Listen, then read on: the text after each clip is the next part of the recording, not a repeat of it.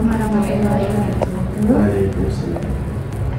Bapak, sebelumnya kami dari kelas 6A, dari kelas 6A, Teknik Informatika. Nama saya Dian Salanjulina dan ini rekan saya, Mega Zima. Kami di sini akan melakukan wawancara. Sebelumnya izinkan pembentukannya nama Bapak dan apa posisi Bapak di bidang IT. Nama saya Ruswandi, posisi sebagai kepala bagian sistem informasi dan data di bawah Biro Teknologi Informasi. Bisa Bapak jelaskan apa peran dan tanggung jawab Bapak, terutama Bapak sebagai kepala bagian sistem informasi dan data? Kalau secara struktural saya sebagai kepala bagian sistem itu pertama harus memastikan pengerjaan di lingkungan kampus ini sejalan dengan apa yang diinginkan universitas gitu. Kan rektor, WR punya tugasnya masing-masing, nah, semua harus kita support dari sistem. Itu juga saya memastikan itu semua terjadi dan tidak melenceng gitu. Terus saya ditugaskan juga untuk mengelola tim. Ini kan ada tim programmer 5 orang, jadi ada staff 5 orang. Nah, saya harus mengelola mereka gitu. Baik dari mulai penentuan pekerjaan, kasih angin apa ini besok dan seterusnya. Terus evaluasi hasil kerjaan. Setelah udah ngerjain saya evaluasi oke tidaknya. Dan juga ketika ada problem baik itu di sisi teknis atau manajemen dulu yang kaitnya dengan programmer, itu juga saya juga. Apa tantangan terbesar Bapak dalam mengelola sistem informasi dan data di UI? Tantangannya paling di sisi SDM. Jadi 5 orang programmer itu 4 diantaranya masih level junior gitu.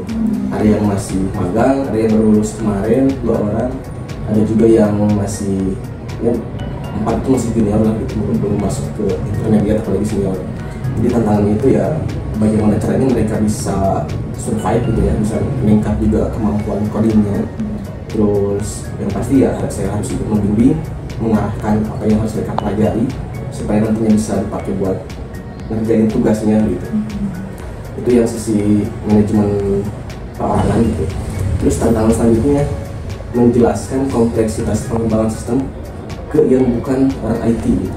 Dan kebetulan di ini itu ada puluhan menit kerja mungkin ya, terus di rektor, WR, kabiro, kabagi lain, prodi, dekan gitu. Nah kebanyakan mereka itu belum paham gimana sih kompleksnya IT, susahnya dengan IT. Kadang-kadang kan mereka ngomongnya gini ya, oke kita sudah 5 orang gitu, sehingga misalkan udah kerja A, pengen didahulukan pengerjaan sistemnya yang mungkin juga sama. Ketika kita coba sampaikan yang kita kerjakan itu banyak loh gitu dan kompleks, dan itu mereka nggak langsung paham gitu, karena ya mereka memang bukan IT gitu. Iya. Jadi itu tantangan besar juga bagi saya khususnya itu di kawan. Dari bidang IT Bapak sekarang itu apa sih yang Bapak suka? Kalau yang saya suka tentunya ya bisa mempermudah kerjaan unit kerja lain gitu. Contoh lah di sisi apa ya, keuangan mungkin. Dulu kan keuangan masih manual, masuk bayar ke bank, masih kasih bukti pembayarannya dari ke manual gitu. Itu dianggap kan sekitar 4.000 mahasiswa, ada keuangan misalkan 7 atau 8 orang gitu. Mereka data sebanyak itu kan kompleks. Nah dengan kita bikin sistemnya, jadi itu udah nggak ada lagi, mereka cuma mantau di sistem aja. Terus mungkin di sisi akademik itu ketika mau UTS UAS, kan lagi UTS ya. Nah mereka itu harus ngecekin tuh yang berhak sebelum UTS UAS-nya, cek pembayarannya, cek apakah misalkan dia itu yang udah berhak bekerja, terus cek kartu ujiannya gitu. Dulu manual semuanya. Nah sekarang udah lewat sistem, kerjaan itu hilang, mereka udah lebih ringan kerjaannya. Jadi itu kan yang saya suka ya, meskipun ya kadang namanya coding kan emang susah ya, teman-teman tahu lah. Tapi ketika ada kerjaan orang lain yang kita permudah, itu jadi kebahagiaan tersendiri gitu. Terus Bapak, bagaimana cara menjaga kerahasiaan data pengguna, pegawai maupun organisasi? Pertama dari sisi teknis mungkin ya, yang pasti codingannya harus aman. Dari sisi codingan kan dulu bisa banyak yang disebut extension itu, jadi bisa masuk ke akun orang lain tanpa izin gitu, kayak script tertentu. Itu udah kita amankan sehingga nggak sembarang orang bisa masuk ke akun tertentu. Dari sisi udah aman. Terus dari sisi teknologi kita sudah pakai WAF, Web Application Framework, firewall. Itu juga sudah membatasi akses yang tidak boleh gitu. Terus dari sisi RBAC, Dual Based Access Control, sudah kita batasi. Jadi siapa yang boleh membuka dokumen ini, misalkan siapa yang boleh membuka dokumen KTP gitu ya. Yang penting kan ada akun KTP di WPM itu. Jadi hanya orang tertentu saja yang bisa mengakses itu, tidak semua admin bisa. Kita pantau dan batasi di rule based access control itu. Apakah Bapak pernah diminta untuk memanipulasi data privasi pengguna tertentu?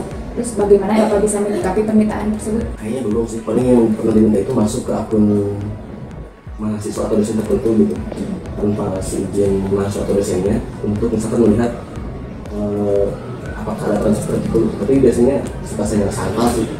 Jadi boleh gitu? Ya nggak boleh. Apakah dengan bagian sistem informasi dan data jika dibandingkan dengan bidang IT yang lain?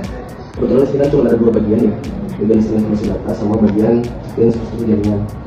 Ya paling kalau gini ya kita bisa membangun sistem, kita bisa bikin sistem, mengolah sistem, tapi ya yang lain masih bisa kan, orang jaringan ada kesulitan lah kalau bikin sistemnya, kita bisa itu kelebihannya.